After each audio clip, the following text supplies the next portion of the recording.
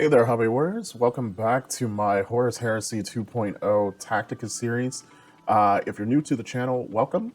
Glad to have you here, and if you're one of my pre-existing subscribers, welcome back.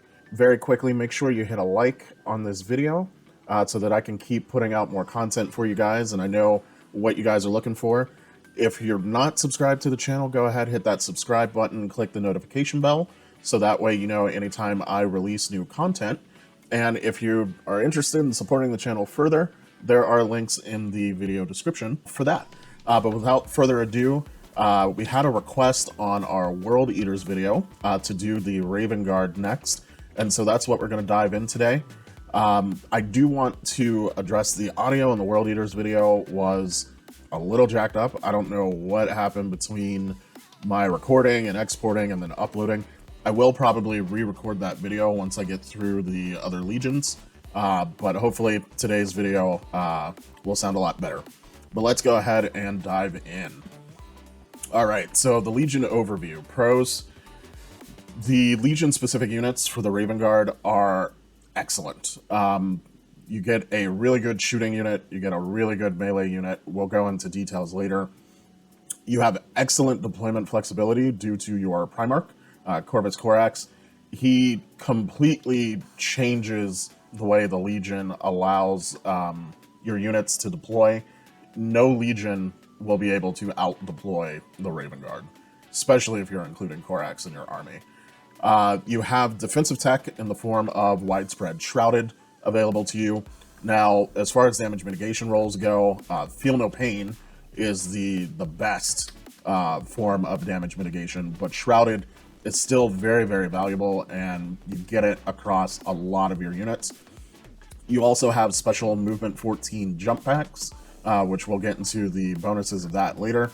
You have a very strong advanced reaction. You can get to objectives as early as turn 1. That is a huge boon, and then because of your flexible deployment, you don't have a reliance on transports. Now the cons. So there's no benefit from Shrouded in melee combat, unlike Feel No Pain, which works against shooting and melee combat. The elite section of your force organization chart is going to be crowded. You have lots of really great options in your elites, and you'll be fighting to pick and choose what you're going to actually include in your list. There's no benefits for vehicles lacking the fast subtype. Your Rights of War will also restrict your heavy support choices.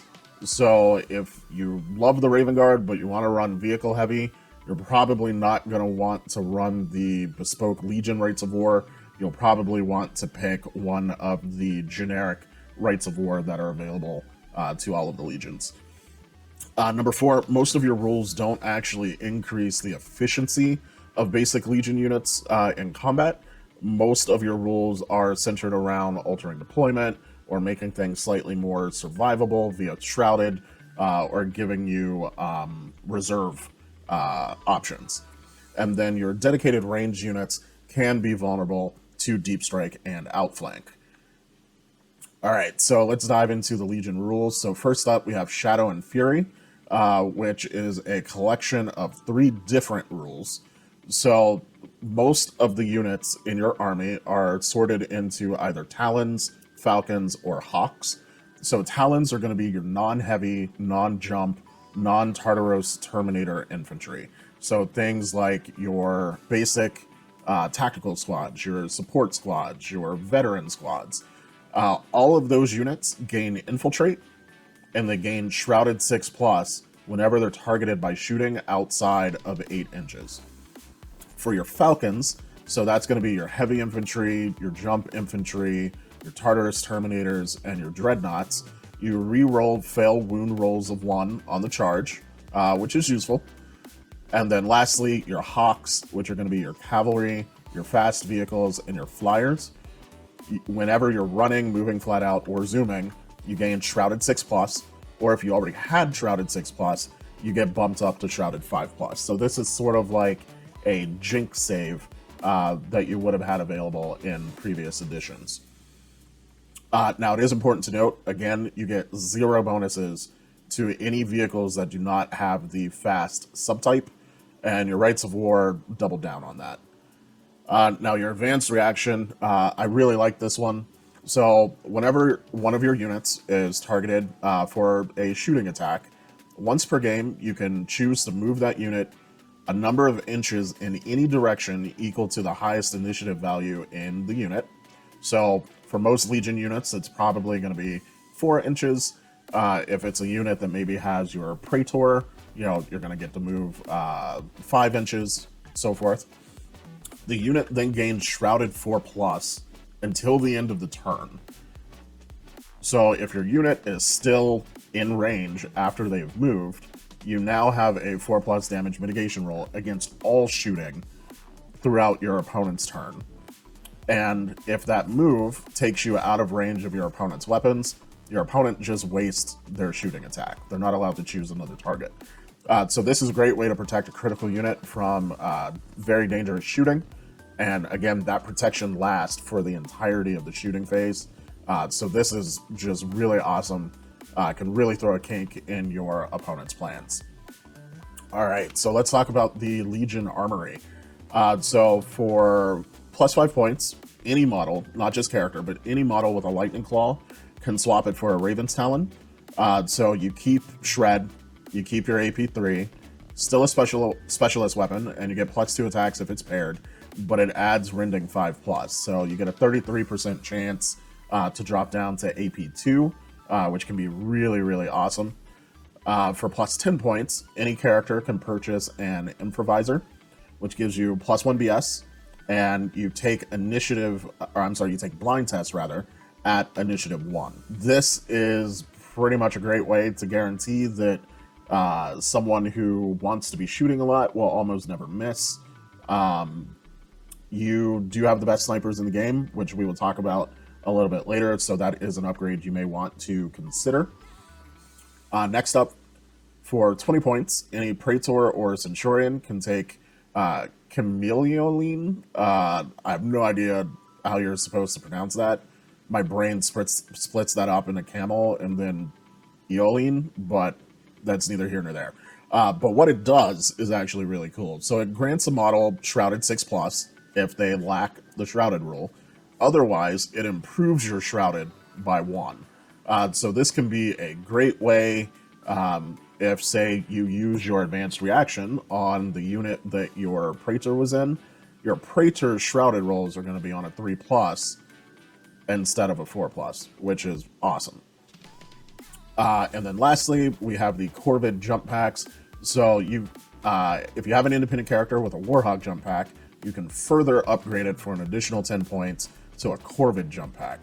So this changes your move value to 14 when it's activated instead of 12, which means it puts you in the +3 to charge range, which is really, really good.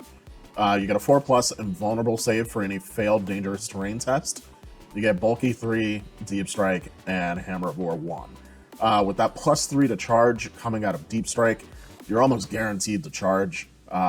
That's really good for 10 points. All right, let's talk about Warlord traits. So you've got 3, a Loyalist one, a Traitor one, and then a generic one. So first up, the Loyalist one, Bane of Tyrants.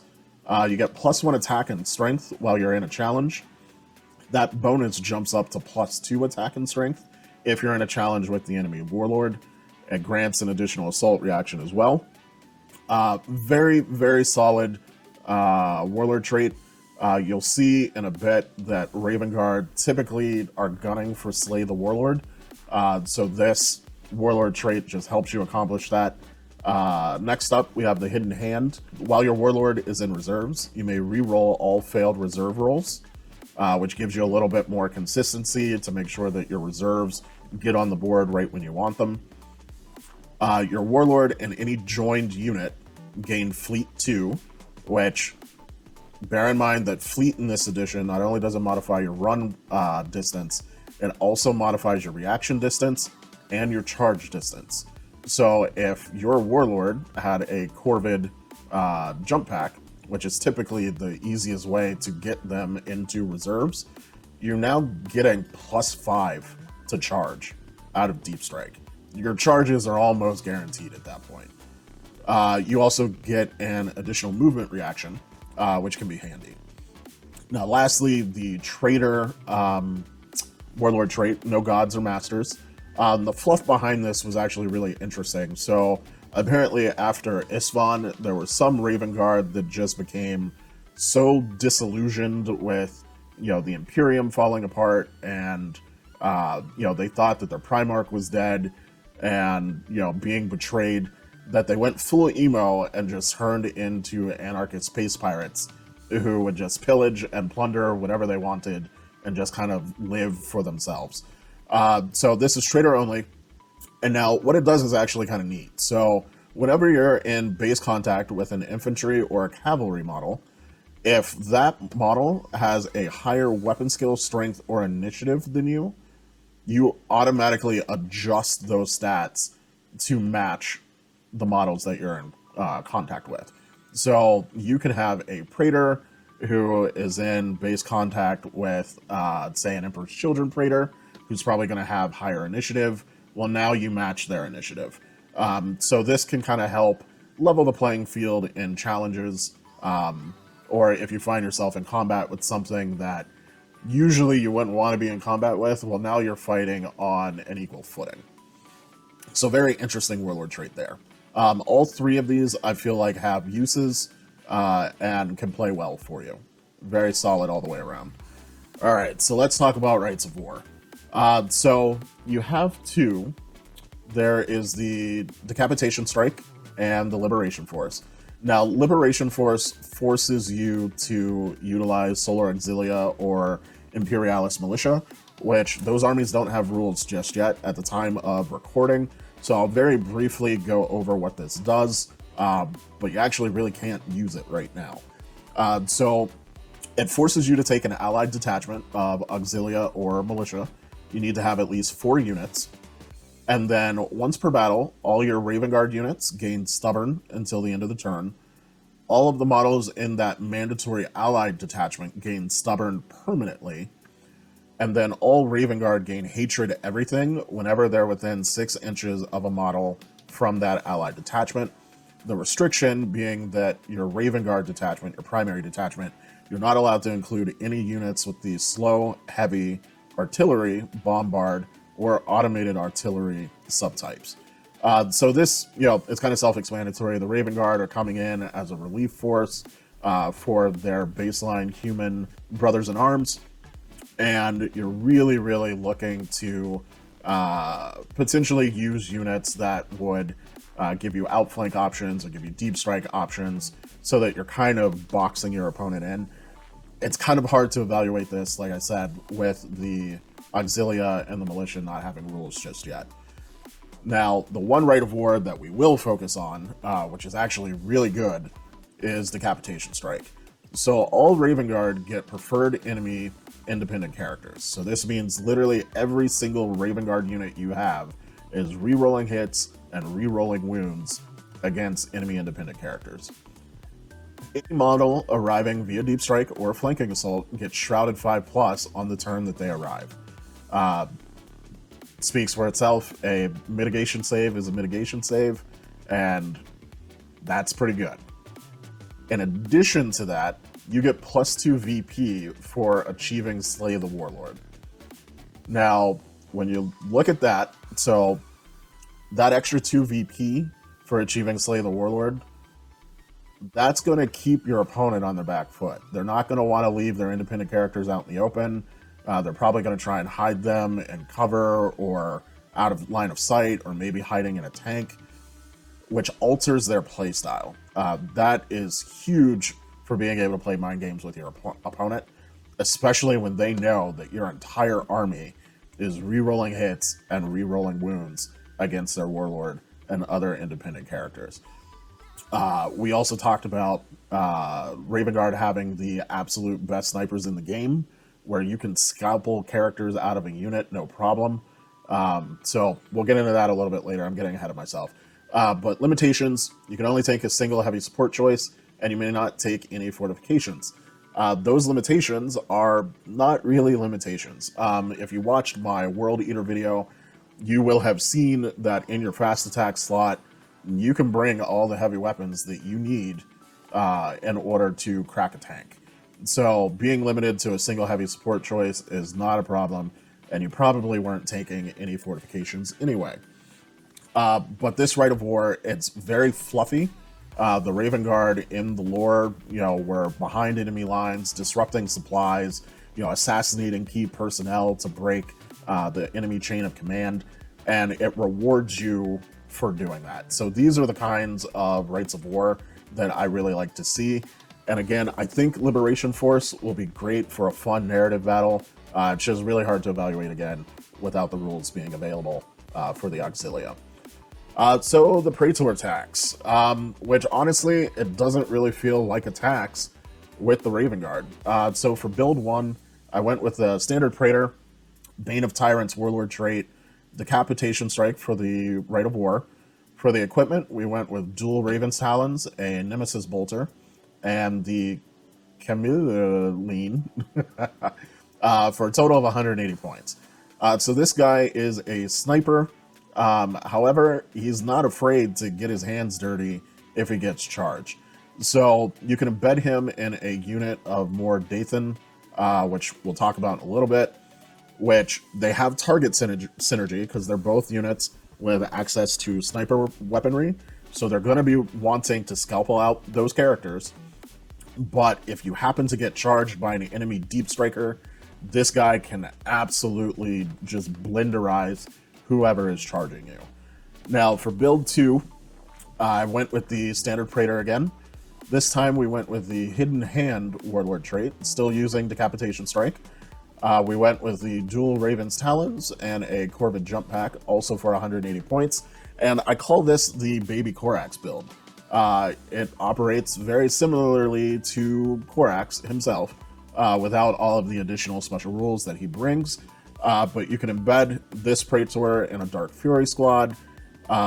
He's going to get plus 5 inch on a charge roll right out of Deep Strike, as will the Dark Fury squad. They go together quite well. They both have Corvid jump backs, and you can charge straight into something squishy right out of your deployment.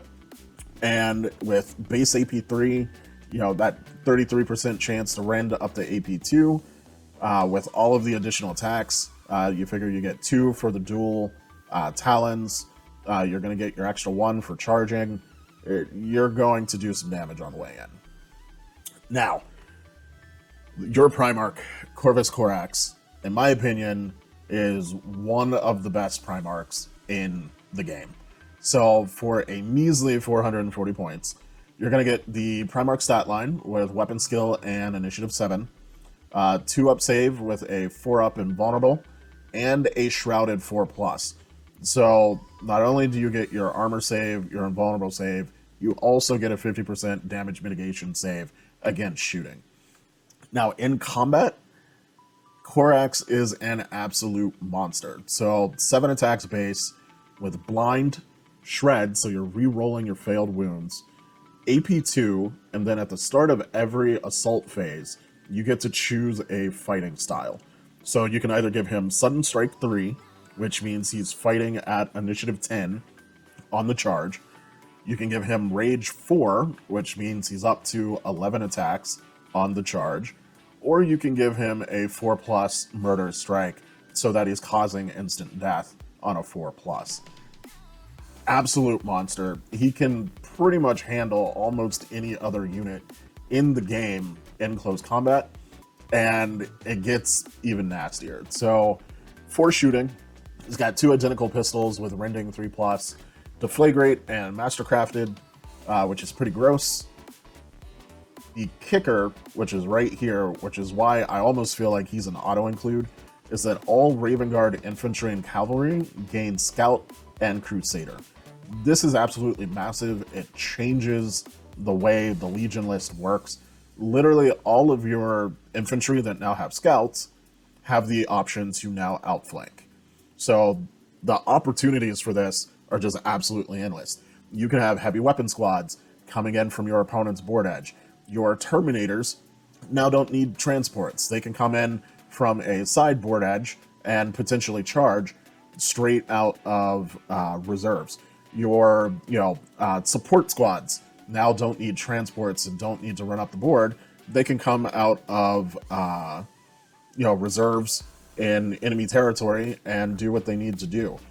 You also don't have to use this for outflank. You could combine this with the infiltrate rule that a lot of your infantry already had because of the Legion special rules.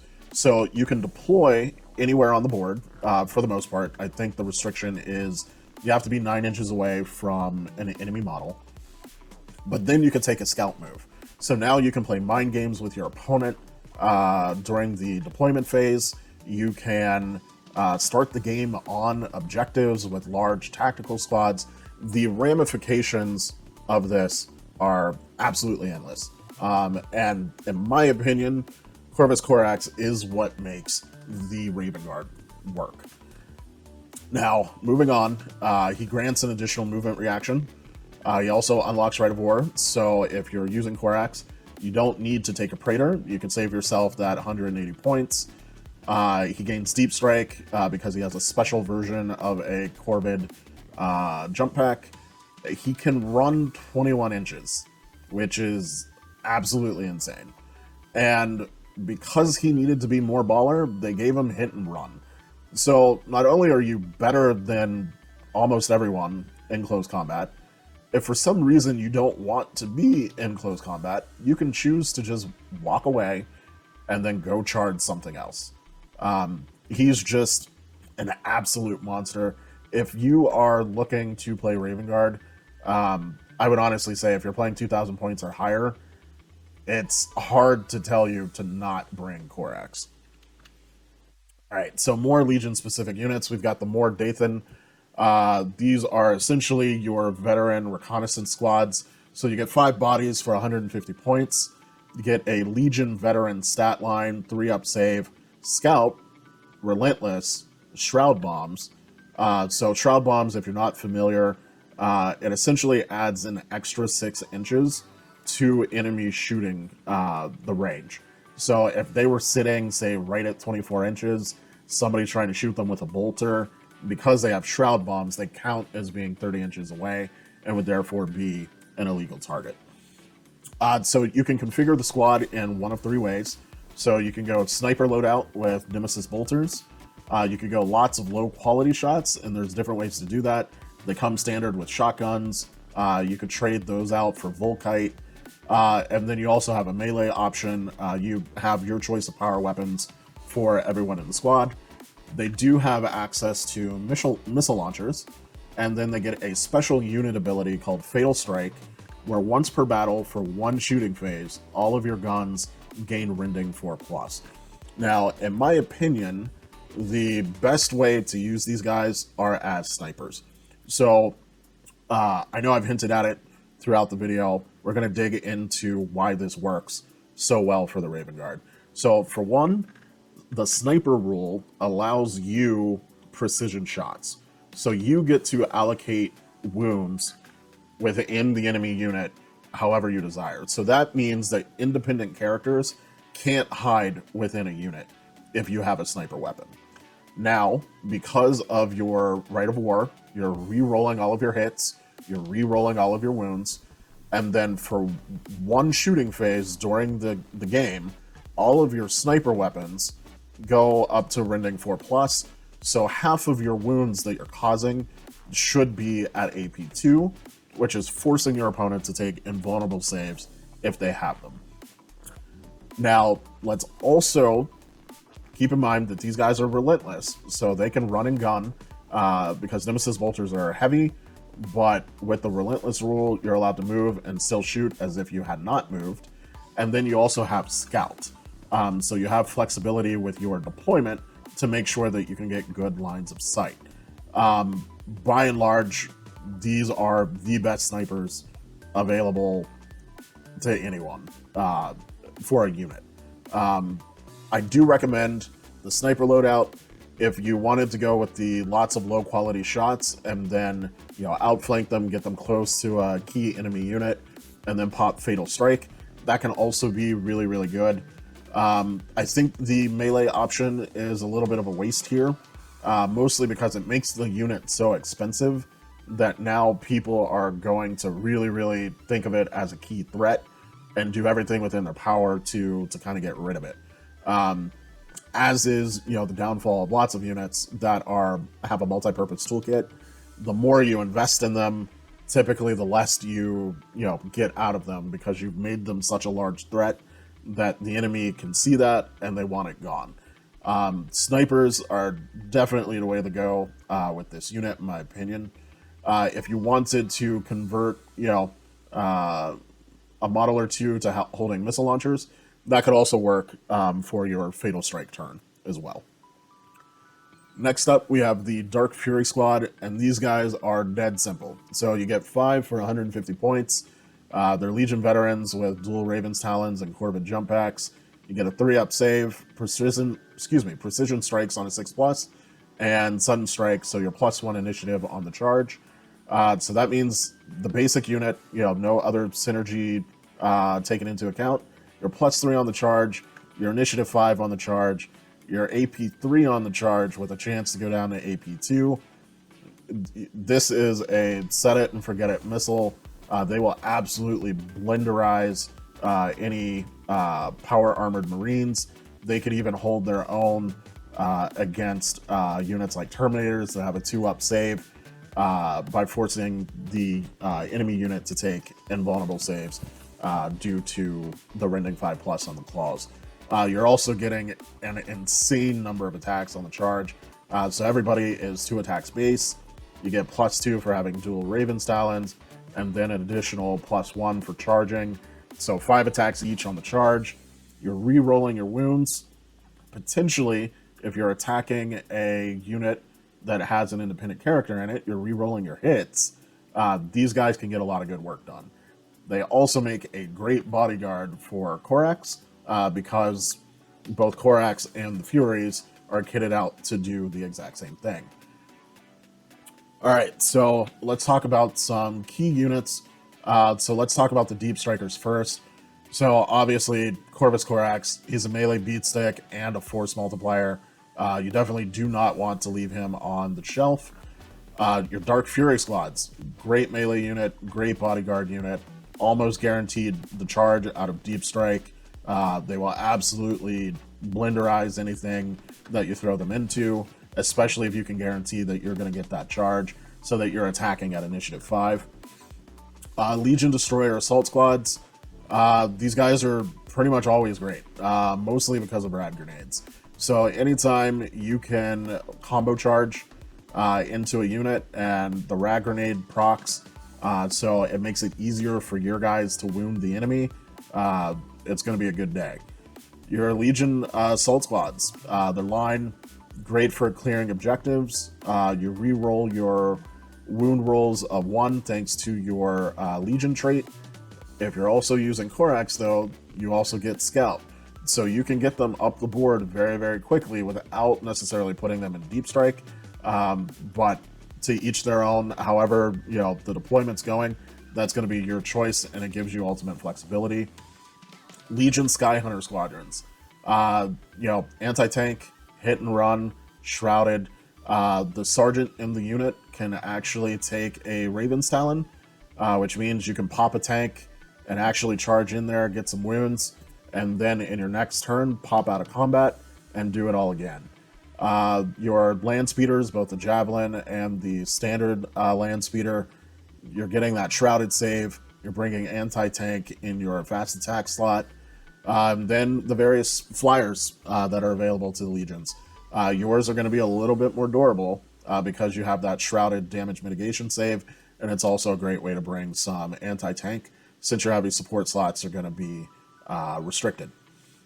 Now, outflankers. So if you're taking Corax, literally all of your infantry in the Legion list now has the ability to outflank thanks to gaining Scout. So some units where, that's actually a huge boon. So you have your Mordathan, just gives you more flexibility in how you deploy them, because they're also gaining Infiltrate from your Legion rules. You have your baseline Legion veterans. You have your support squads. You can put a plasma squad or a meltagun squad into reserves. They're also going to have infiltrate as well as scout, so you can get them really close to the enemy at the top of turn 1. You've also got your heavy support squads. You can put, a squad of las cannons, in a very, very nice position, turn 1. You can also, have them maybe with missile launchers. You can have them come in from an enemy board edge and, pop tanks in their rear. Huge benefits to the way these guys work on the table. Your Mortalis Destroyer squads. Again, rad grenades, flexible deployment. Your Seeker squads, they bring Marked for Death, as well as, now having Infiltrate and Scout, so that you can deploy them in the best possible place to get, maximum use out of their special ammo types. Your Terminator squads can now, outflank, so they don't need an expensive transport to run up the board. They can come in deep into enemy territory and do what they were designed to do. Your Legion Tactical squads, it can be very useful to have them sitting on an objective at the top of turn 1. Same thing for your Legion Despoiler squads. The other thing I want to mention with the Legion Tactical squads, you can actually pull off Fury of the Legion in turn 1 if you go first, which that in and of itself can be huge. So next up we have the Legion Outrider Squadron. Again, Melta for opening up tanks. They also have hit and run. Every biker also has access to the Raven's Talons. So you can actually turn what was originally a mobile shooting platform into a really great mobile shooting platform that can also perform well in assault. So they're actually a really interesting option. You've also got the Land Raider Explorator. It's outflanking twin-link glass cannons, has a little bit of transport capacity, could be useful for your 1 heavy support slot. And then I mentioned again the Javelin and Landspeeder squadrons. They do also have Scout, so instead of deep striking them, you can outflank them if you wish. Now, some other general purpose units that I thought worked really, really well with the Raven Guard rules. So in my last video for the World Eaters, I had a lot of people asking about various consoles. So I went ahead and threw some in, especially since if you're running Corax, you don't really need to run a Praetor, so you may have some points to invest into a console. So my absolute favorite was the Vigilator. So it's already a sniper, which if you're running more Dathan as a sniper unit, that's a good unit for a Vigilator to sit with. It also brings Marked for Death to the army. So just a lot of synergy with the Vigilator and the Mordathan. I also really like the Mortat console, especially with Volkite. I think the pistols are called Serpenta, but whatever the Volkite pistols are, they can be really good with chain fire. So you're going to get an obscene number of shots at a very high ballistic skill that can then spawn more hits. It's just an obscene number of wounds to force an opponent to have to take saves. They're going to end up failing a good number of them. He also brings rad grenades to the table for relatively cheap. And because it's just a single model, it can be very easy to get those combo charges in. Very great option for Slay the Warlord. Let's say you've got Corax and a unit of Dark Furies that are charging into a Warlord's unit. You charge this guy in as well, and now their Warlord is at -1 toughness, praying that Corax doesn't instant death them. Apothecarian detachment, these guys are always going to be useful. Shrouded is good, Feel No Pain is better. I don't necessarily think you need apothecaries for every single unit, but having 1 or 2 apothecaries, especially if you're bringing large hordes of tactical marines sitting on objectives early in the game, an apothecary will help them kind of weather the storm of fire so that you can maximize your victory points. The Mordathan squad, again, they're highly customizable and an absolute beast of a sniper unit thanks to all of the rules that sort of come to a confluence within the Raven Guard. And then the Saber Strike Squadron. It's a great way to bring anti-tank and still maintain Shrouded. So my final thoughts for the army. So number one, Corvus Corax is almost an auto-include. It gives you complete control of the deployment phase. That widespread infiltrate and scout gives you an advantage that no other legion has. You should be able to out-deploy every other legion in the game. And then he's an absolute beefstick with the means to get into combat and then also extract himself from a combat if things aren't going his way. Number two, because you're most likely going to be running Decapitation Strike, have a plan for Slay the Warlord. This is a free extra 2 VP that if you're able to get that, not only are you removing an important piece from your opponent's army, but you are also putting them behind on objectives, potentially very early in the game. This can keep them on the back foot, and instead of playing the strategy that they wanted to play, they're now playing your game, which is a great way to achieve victory. Number three, consider how Infiltrate and Scout can change units. So for instance, Terminators, less of a point sink when they don't need transports. Think about loadouts that, might not have been efficient when you're planning on them walking across the table, but now that they, can just pop up where they're needed, now those extra loadouts might actually work for you. Think about heavy weapon squads or support squads that are entering in from the enemy's board edge. There are also lots of missions where, you're trying to get into your enemy's deployment zone, and being able to have the majority of your army just start in your enemy's deployment zone is a huge boon. Number four, you've got the best snipers in the game. So your more Dathan and your veterans are relentless. They can run and gun, they can move to reposition and still fire their sniper weapons. It makes them very hard to hide from.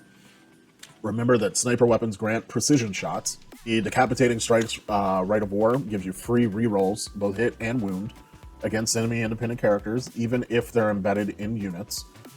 Your Vigilators and the Mordathan have access to rending sniper weapons, and Improvisers can almost guarantee that you never miss, on top of the rerolls. Number five, make sure you bring enough anti-tank to open tanks. You can't charge/assassinate people sitting in tanks. You got to be able to open them up. And like I said in the World Eaters video, with this starter set giving everyone a Spartan, expect everyone to at least have a Spartan. And then lastly, cautionary tale for list building. Your elite section is very crowded. Whenever you're considering an elite unit, ask yourself if another unit in another slot of your force organization chart can fill the same role. So let's say, for instance, you maybe are looking at Dark Furies, but you're not really looking at having a bodyguard unit for Corax. You just wanted an assault unit. Well, maybe bringing a Legion Assault Squad in your troop slot. Now, granted, they're not going to be as killy as Dark Furies, but that opens up your elite slot for you to take what you really need. And then, you've off-put that assault squad to your troop slot to free up the elite slot. So you will have to get a little creative. You're not going to always be able to take absolutely everything that you want because that elite section is so crowded. Well, guys, that's all I have for today's video. Again, if you liked it, please hit that like button so that I know that you guys enjoyed this type of content and I can keep producing more of it. Also, if you're not subscribed and you made it to the end of the video, come on, just go ahead and hit that subscribe button. It's free. Click that notification bell so that you know when I produce new content. Let me know what you thought about the video down in the comments, and also let me know what Legion you want me to do next. I kind of like the idea of flipping between doing a Traitor Legion and then a Loyalist Legion. So Traitors will be up next, so let me know which one you guys want to see, and I will see you in the next video. Until then, keep slaying the Grey, Hobby Warriors.